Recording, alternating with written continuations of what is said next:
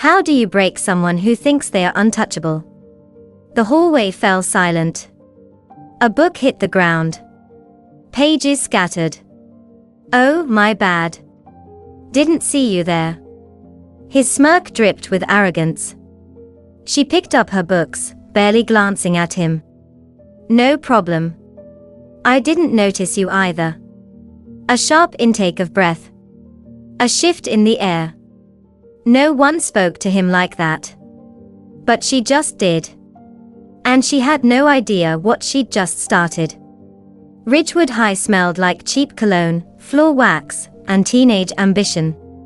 Students filled the hallways, voices clashing in a chaotic symphony of gossip and laughter. But despite the noise, Ivy moved through the crowd like a shadow, silent, unnoticed, untouchable. That was the plan, anyway.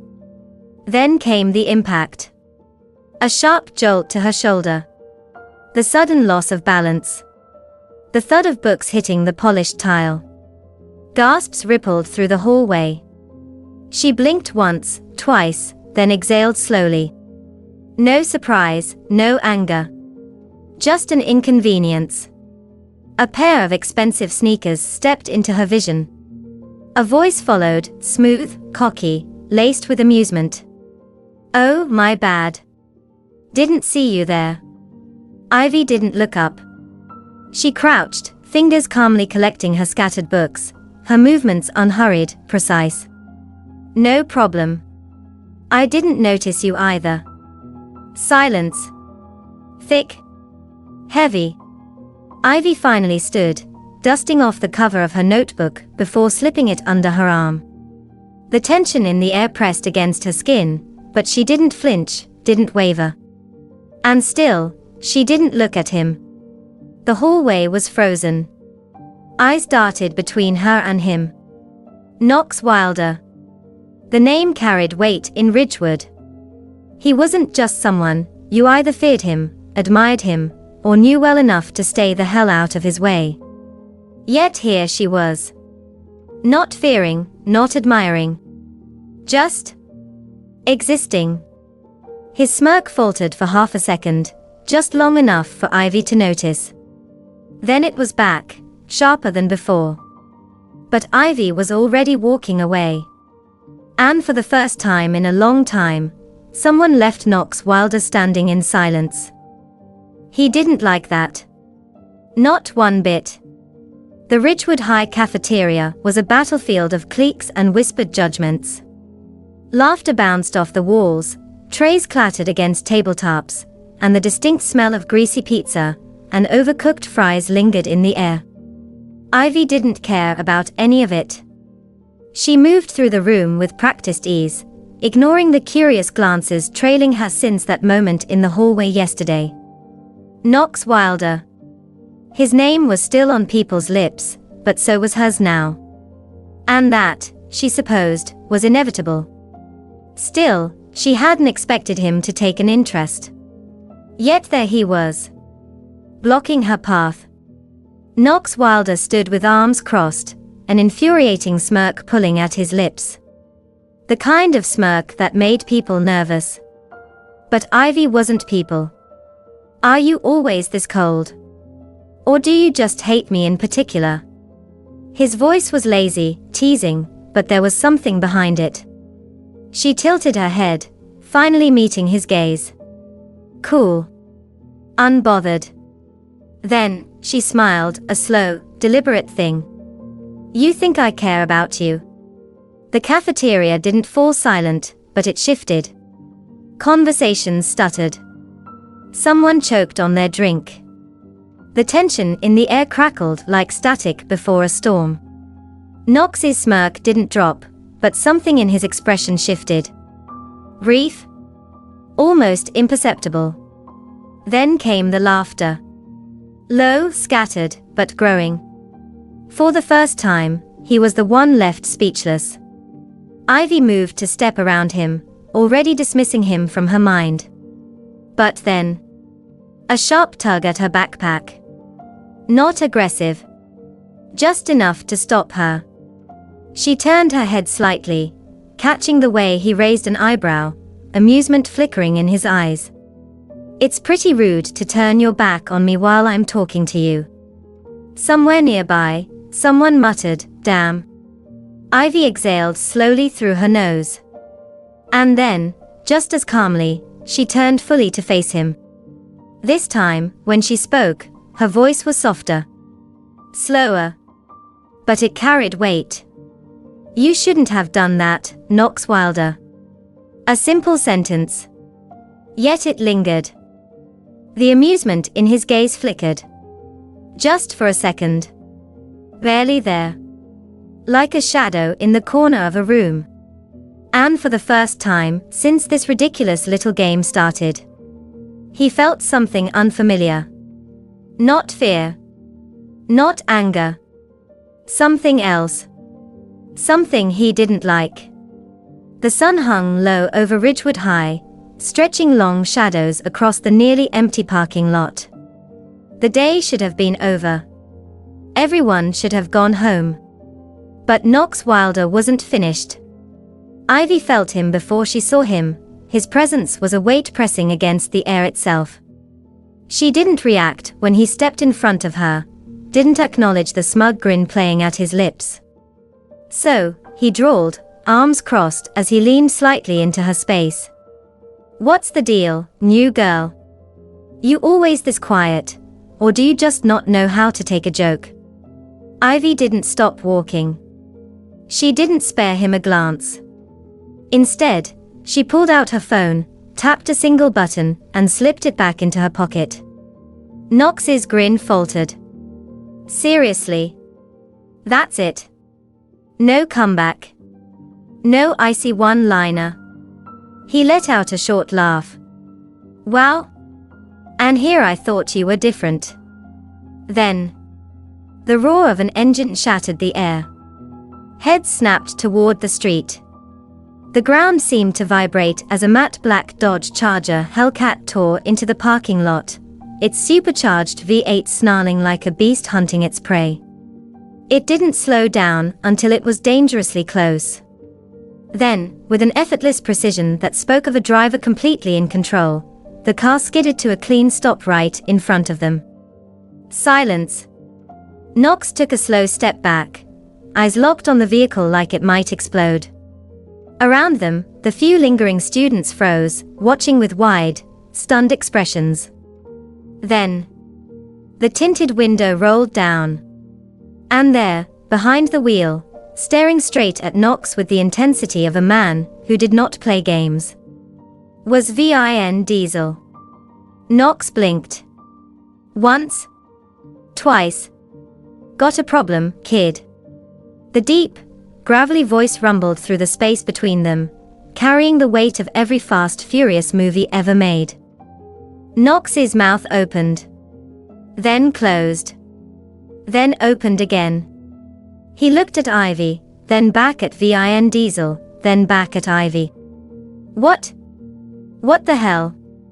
His voice barely functioned. Ivy finally turned to him, her expression unreadable, except for the smallest smirk pulling at the corner of her lips. "Still think I'm just a weirdo?" The moment stretched. Then, chaos. Gasps, whispers, and then full-blown shouting erupted from every direction. Phones were whipped out, texts were sent, theories were formed. Ivy was the daughter of Vin Diesel. Knox stood in the middle of it all, completely, utterly dumbfounded. For the first time in his life, he was the one being laughed at. The Dodge Charger Hellcat cut through the streets like a predator on the hunt, the deep rumble of its engine drowning out the city noise. Inside, Ivy leaned back, one leg crossed over the other, her expression unreadable. Vin Diesel's hands rested casually on the wheel, eyes locked on the road ahead. But then, without looking away, he spoke. "You enjoyed that, didn't you?" Ivy's lips curved slightly. He deserved it. Vin let out a quiet chuckle, shaking his head. Outside, the neon glow of Portland flickered past, but inside the car, the weight of unspoken truths settled between them.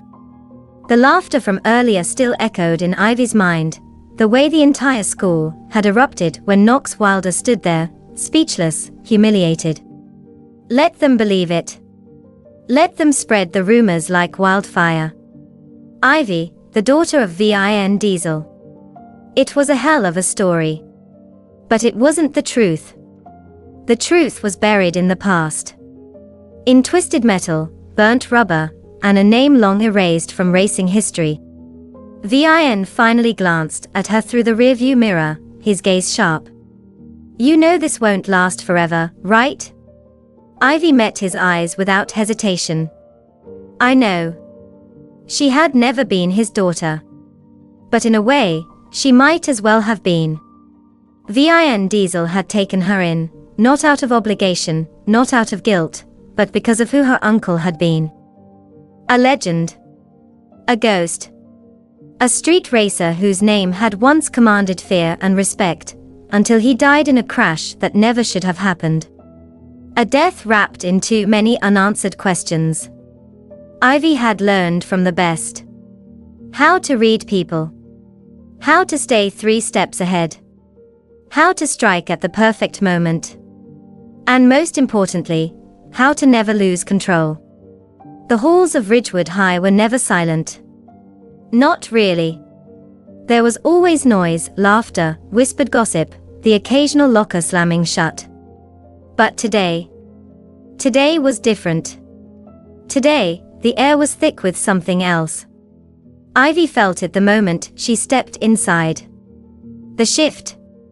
The way conversations hushed as students gathered near the lockers, eyes wide with a mix of shock, amusement, and something dangerously close to satisfaction.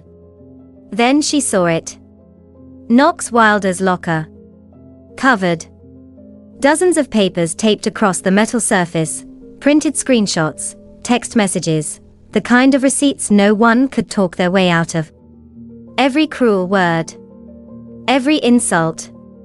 Every two-faced lie. Exposed. He had mocked his so-called friends. Insulted teachers. Tossed out racist, sexist, and degrading comments like they were nothing. And now, everyone knew. A thick, suffocating silence clung to the space around him as he stood there, fists clenched at his sides, his jaw locked tight. His name had once commanded fear and respect, but now, all it earned was disgust. Ivy watched from a few feet away, arms crossed over her chest, unreadable as ever. Then, he turned. Eyes dark, filled with something raw. Anger. Panic. Desperation. You did this. His voice was low, accusing, venomous. Ivy tilted her head slightly. Unfazed. I only helped people see you for who you really are. A sharp, unforgiving silence followed. For the first time in his life, Knox Wilder had no comeback. No smirk. No cocky retort. Nothing. Because there was nothing to say. His so-called friends had already started backing away. Whispers filled the space around him, low and sharp, slicing through his skin like tiny blades. Nobody was on his side anymore. And Ivy. She just stood there. Calm. Steady. Watching as the weight of his own arrogance crushed him from the inside out. The sun hung low over the Ridgewood High football field, casting long shadows across the empty bleachers. The place was silent, eerily so. No roaring crowds, no teammates slapping him on the back, no admirers vying for his attention. Knox Wilder stood alone at the center of the field. No texts buzzed in his pocket. No voices called his name. The weight of isolation pressed against his chest like an anchor, heavy and suffocating. This was his kingdom, wasn't it? His throne.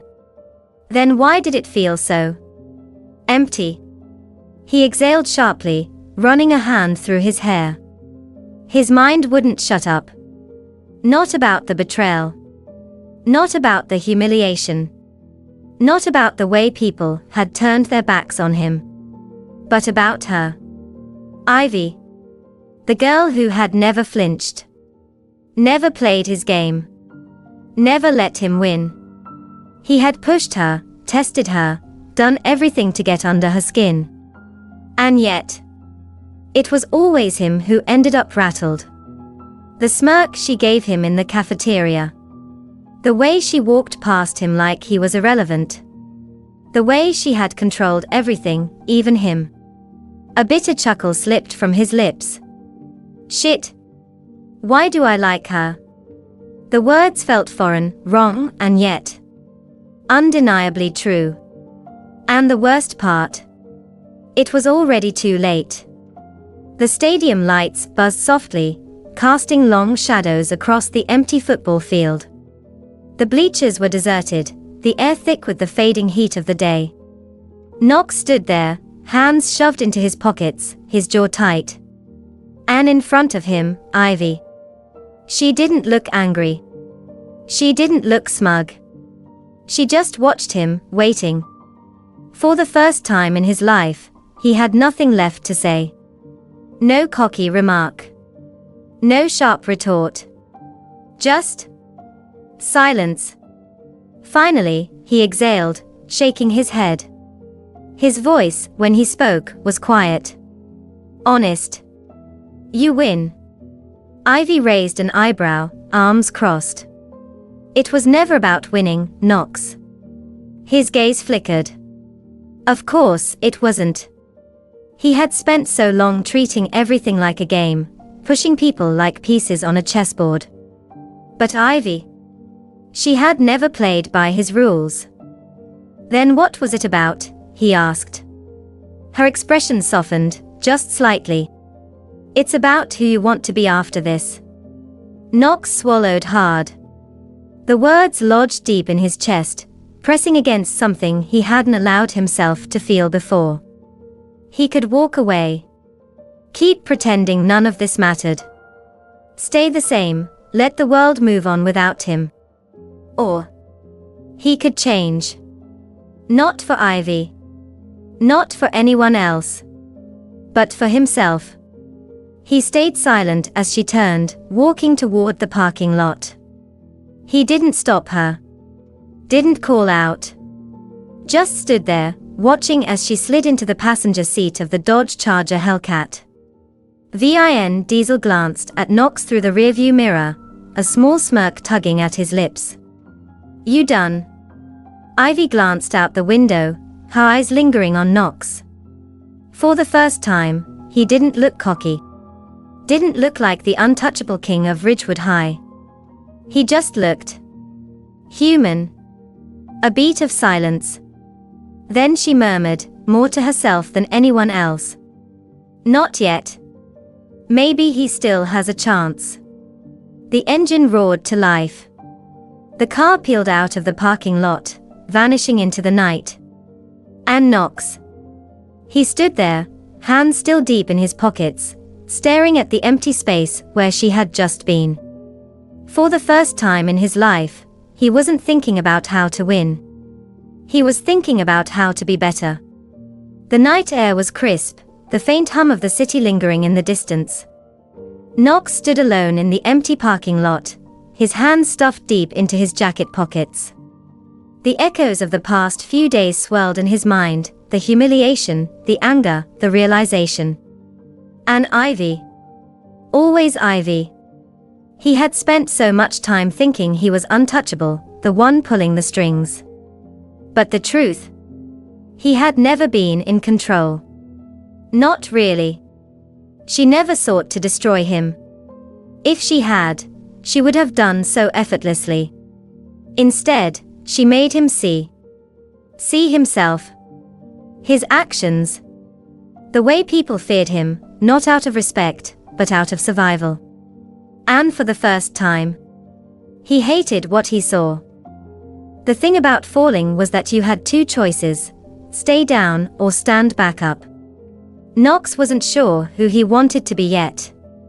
But for the first time, he knew exactly who he didn't want to be. Somewhere out there, Ivy was moving forward, leaving this game behind. And him. He had a decision to make. Not for her. Not for anyone else. For himself. Because in the end, your past doesn't define you, your choices do. Ivy never sought revenge. She wanted him to face himself. Knox believed he controlled everything, but Ivy was always ahead. Arrogance brought him to his knees, but only he could decide to stand again. And change. It wouldn't be easy. It wouldn't be instant. But as Knox looked up at the night sky, something shifted inside him. A small, almost imperceptible spark. Maybe, just maybe, he still had a chance.